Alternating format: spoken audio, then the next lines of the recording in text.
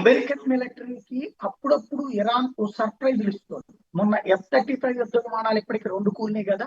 మొన్న రెండోది కూలడానికి వాడినటువంటిది 358 hybrid loitering missile అట. ఇది టర్కీ వాడు వీళ్ళకి ఇచ్చాడు, లేకపోతే టర్కీ వాళ్ళు ఇచ్చిన ఇన్ఫర్మేషన్ తో తయారు చేసినటువంటి మిసైల్, లేదా వీళ్ళ సొంతమో తెలియదు కానీ దీన్ని వాడారు.